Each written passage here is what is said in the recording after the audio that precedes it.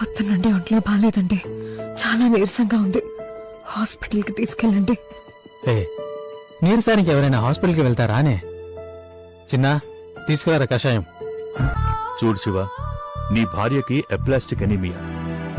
తను బతకాలంటే రేపే సర్జరీ చేసి బోన్ మ్యారో రీప్లేస్ చేయాలి.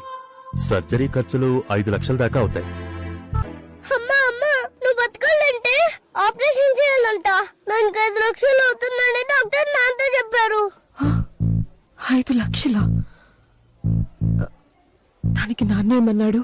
దానికి నాన్న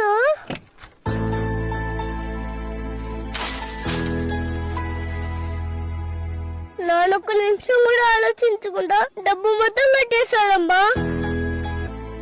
డాక్టర్ ఏదో చిన్న ఆపరేషన్ అన్నాడు, ఒక 2 రోజుల్లో కోలుకుంటావులే. సారీ అండి. నువ్వెందుకు సారీ చెప్తున్నావు? రోగాన్ని ఎవరైనా కావాలని తెచ్చుకుంటారా? నువ్వు ఒకదానివి. నువ్వు దేనికి డబ్బులు ఇవ్వకుండా ఒక్కో రూపాయి మిగిలిస్తున్నప్పుడు నిన్ను పిసినారి అని చాలా తిట్టుకున్నాను. మీరందరూ అనుకునేలాగా నేను పిసినారోని కాదు.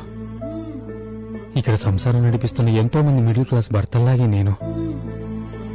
నాకు ఈ షోరూమ్ లో దొరికే బ్రాండెడ్ బట్టల కన్నా బజార్లో దొరికే 100 రూపాయల చొక్కాలోనే ఆనందం.